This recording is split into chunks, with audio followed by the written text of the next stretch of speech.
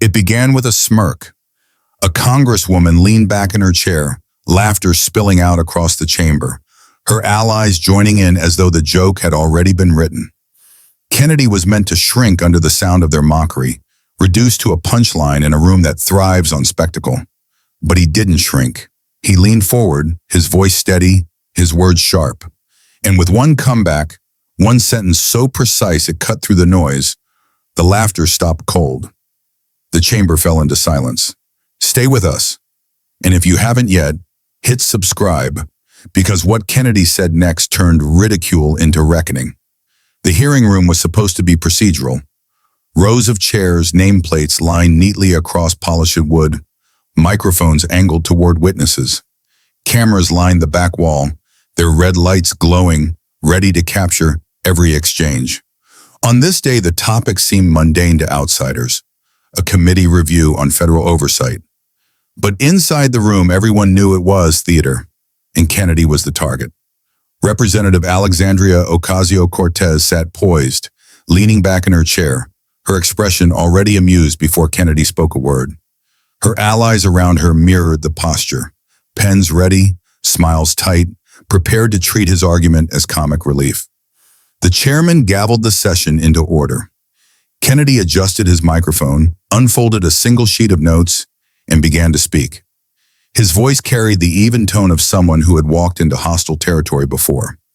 He laid out his point carefully, that the expansion of unchecked authority was not just a bureaucratic detail, but a constitutional fracture. Before he could finish, AOC leaned forward, her laughter cutting through his words. "Senator," she said, shaking her head, "you sound like a man from another century.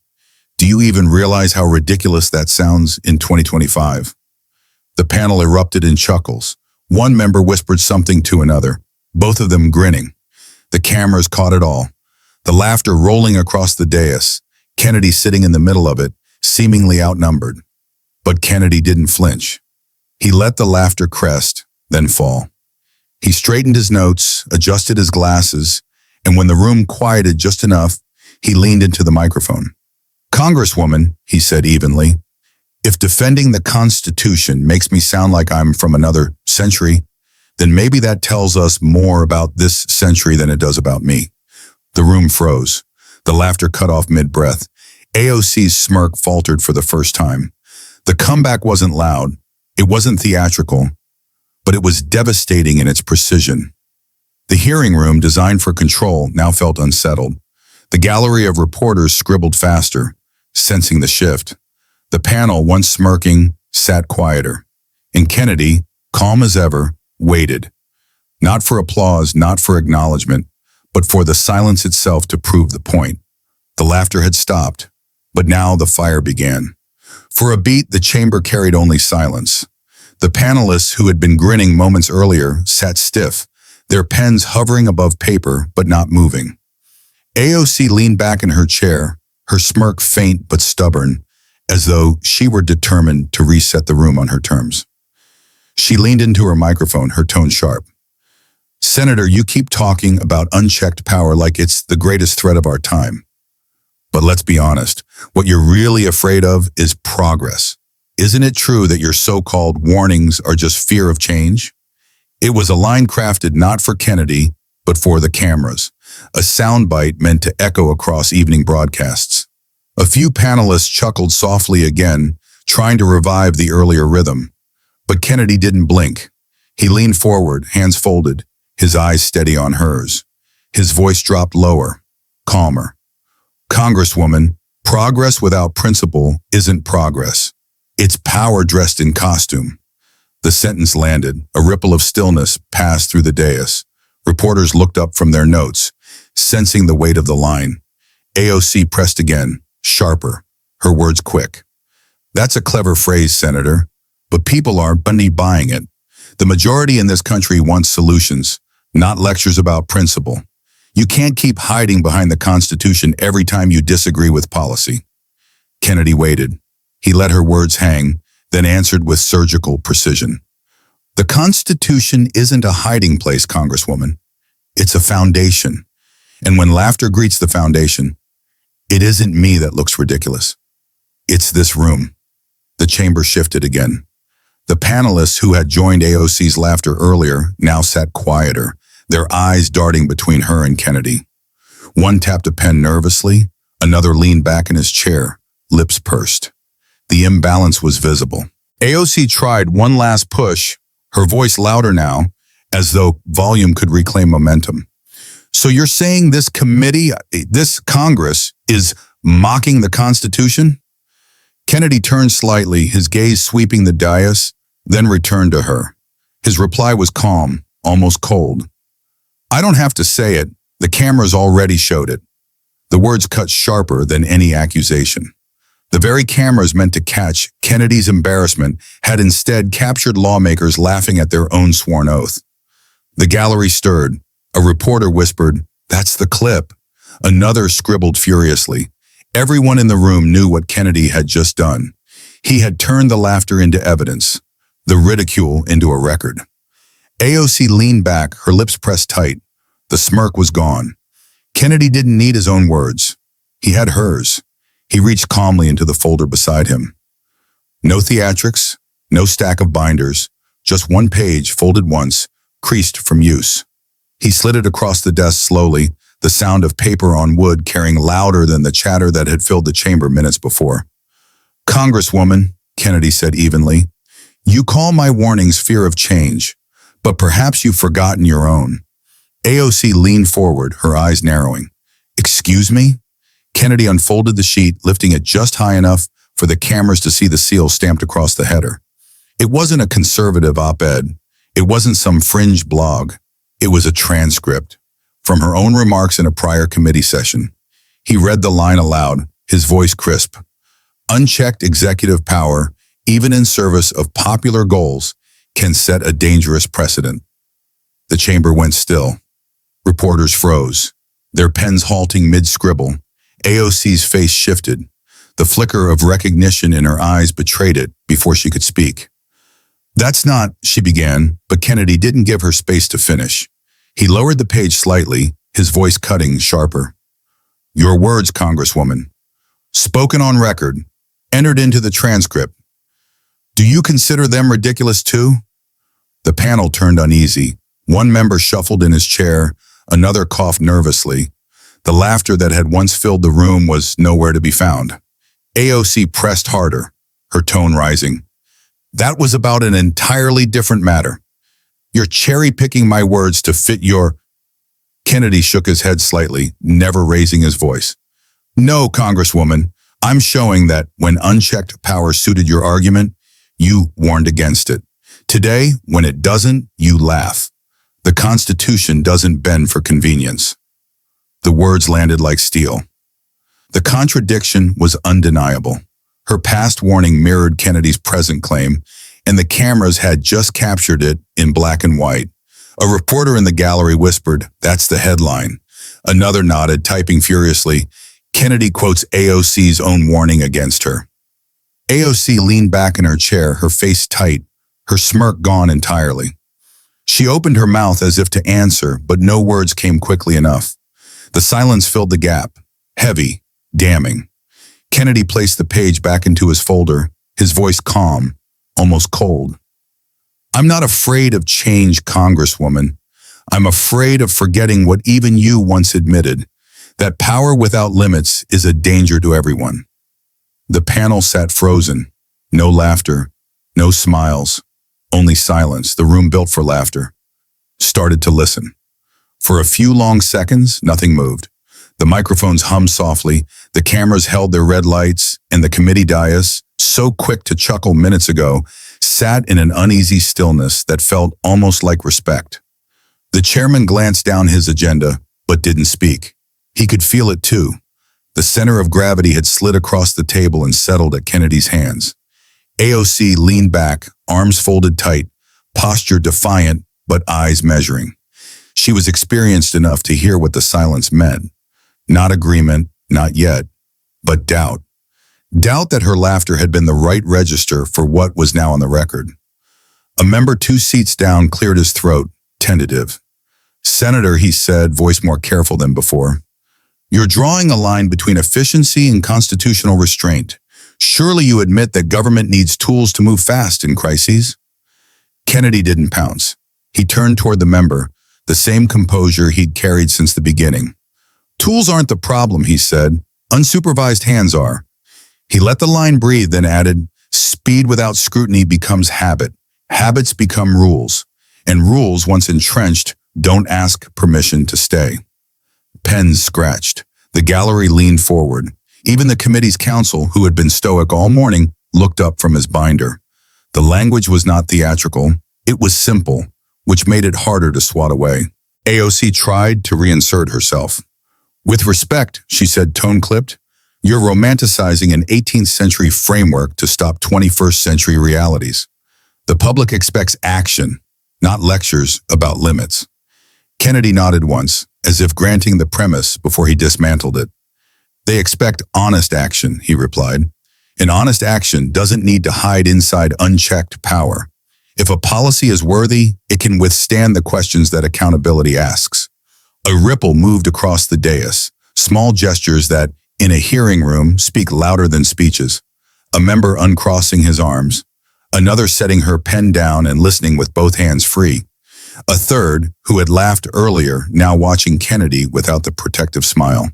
The chairman interjected, unexpectedly gentle. Senator, for the record, are you asking us to curtail an agency or to remember the leash exists? The leash, Kennedy said, and to stop pretending it chokes progress. It only keeps it from running through fences. A staffer at the end of the dais dropped a sticky note, then left it on the carpet rather than interrupt the moment.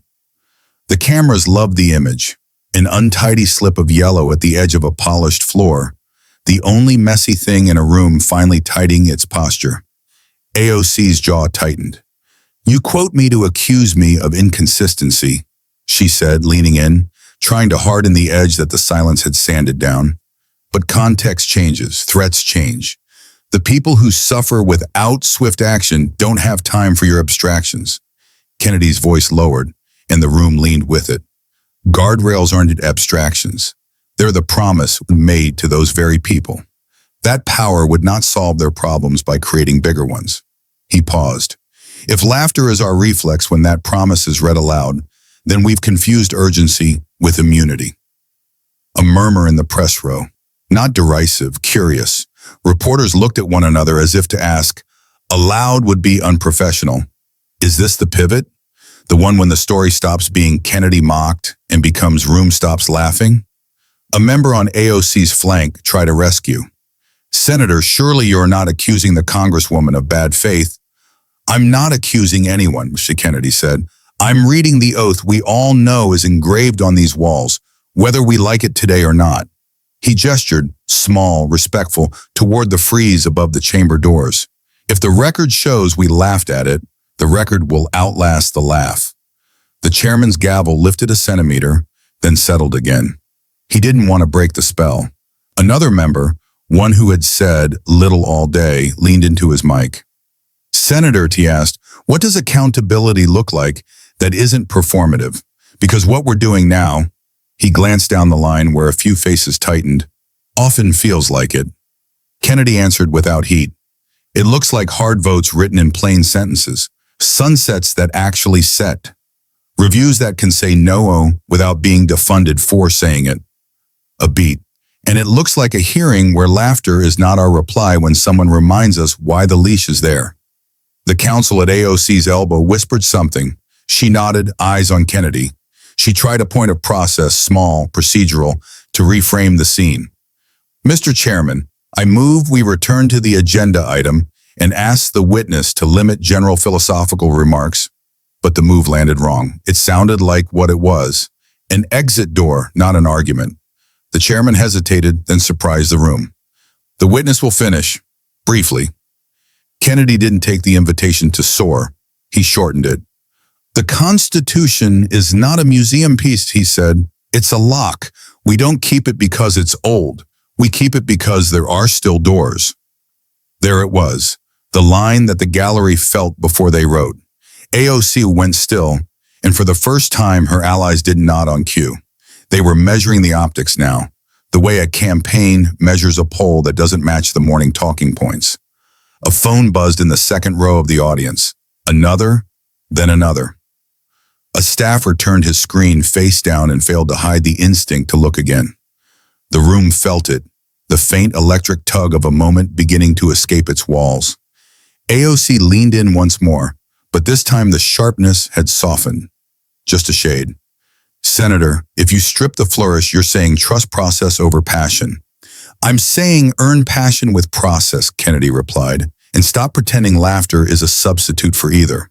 The chairman finally used the gavel, not to silence, but to mark the pivot with a clean wooden note. We'll proceed to member questions. No one laughed, not because anyone had been scolded into quiet, but because the room had remembered, however briefly, what quiet was for. The reporters wrote the new headline first in pencil, then darker. Laughter fades, hearing turns. And outside, though they couldn't see it yet, a caption on a 30-second clip had already taken shape in 1,000 timelines. The Constitution is a lock. We keep it because there are still doors. It only takes 30 seconds of silence to fill millions of screens. Inside the hearing room, the gavel echoed, and papers shuffled. On the surface, business resumed. But anyone paying attention knew the story had already left the chamber. What mattered now wasn't the next line in the agenda. It was the 30-second stretch where laughter turned to silence, captured by every camera lens in the room. In the press row, reporters typed faster than the chairman spoke. Their phones buzzed, one after another, notifications flashing across their screens. A clip was already circulating, Kennedy's voice steady as he told the chamber. The Constitution is not a museum piece, it's a lock. We keep it because there are still doors. By the time the next question was asked, the caption on Twitter had crystallized. Kennedy shuts down AOC with her own words. Laughter stops cold. The video was less than a minute long, but it didn't need more. The control booth technicians, normally invisible in hearings, began whispering nervously. They weren't supposed to interfere with live coverage, but they knew what was happening. The network feeds weren't just broadcasting. They were bleeding into phones, apps, and timelines where spin arrived too late. AOC adjusted her papers, keeping her eyes fixed on them. The smirk she had worn earlier was gone, but the cameras had already caught it. The before and after, the laugh and the silence. No counterstatement could erase the footage, replaying on millions of the screens. Kennedy sat still, his hands folded, his expression unchanged. He didn't chase the viral moment. He didn't need to. The moment had already escaped, self-propelled, unstoppable. In the gallery, a young staffer pulled out her phone, her eyes widening as she showed her neighbor the clip already racking up thousands of shares. They whispered, "It's everywhere." And they were right. On TikTok, the audio was already stitched into reaction videos. Kennedy's calm line overlaying footage of locked doors, gavel strikes, or just faces staring wide-eyed at the screen. On Instagram, captions screamed, "Watch, AOC laughs, Kennedy ends it." Back in the chamber, the members droned on, but it was background noise now. The reporters weren't listening for policy, they were tracking a narrative. And the narrative was no longer, "Committee laughs at Kennedy." It was, "Kennedy's line silences the room."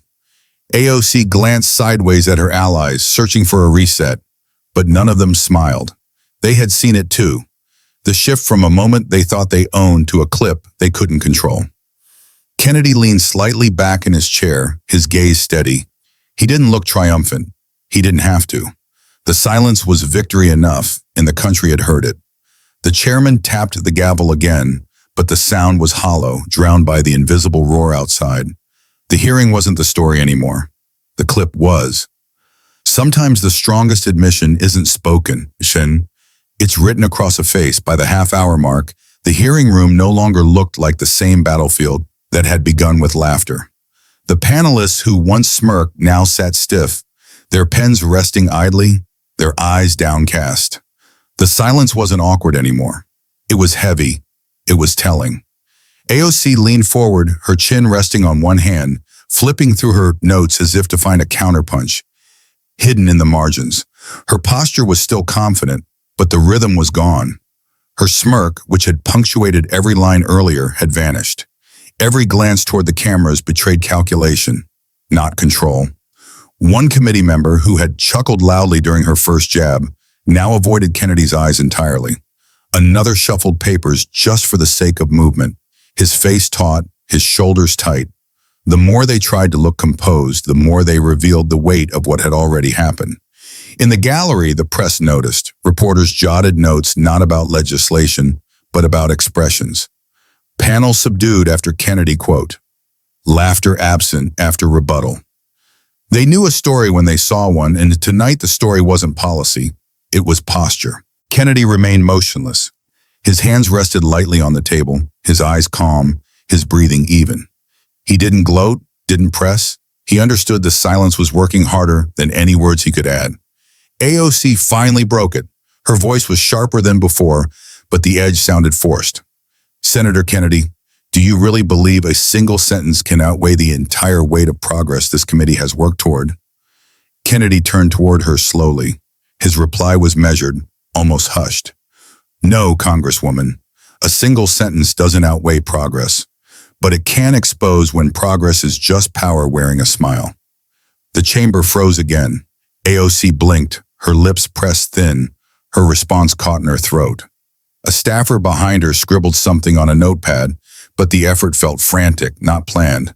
The contradiction Kennedy had exposed earlier had already done its work. Now it was the optics finishing the job. One calm senator against a panel trying, and failing, to mask unease. One lawmaker leaned toward his microphone, but instead of another jab, he said softly, Mr. Chairman, I have no further questions at this time. The words were routine, procedural, but the tone carried weight. It was a quiet concession, a recognition that nothing said now could undo the silence already carved into the record. Kennedy didn't nod, didn't smile. He just folded his hands again, as though the session belonged to him all along. The panel's silence wasn't just uncomfortable anymore. It was defeat, captured on camera, preserved in every lens, waiting to replay on millions of screens. The laughter that had opened the hearing never returned. The chamber sat in stillness, the panel subdued, the reporters scribbling furiously. AOC, who had led the laughter minutes earlier, now leaned back in her chair, her jaw tight, her papers untouched.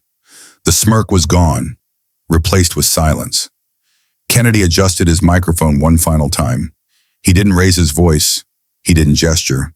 He simply leaned forward, his eyes steady, and spoke a single line. Mockery ends. The Constitution does not. The words fell heavy across the room. AOC's lips parted as if to reply, but no words came. The panelists shifted uneasily in their seats.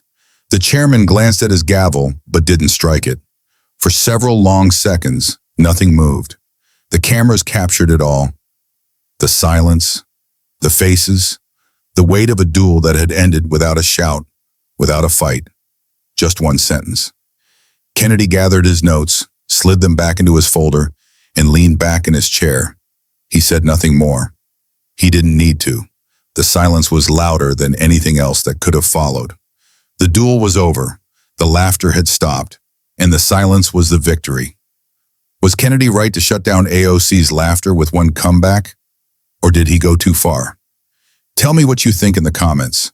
And if you missed our last story, Don Lemon laughs at Kennedy. Kennedy's line silences the panel. Go watch it now. Don't forget to hit subscribe because the next clash will be even bigger.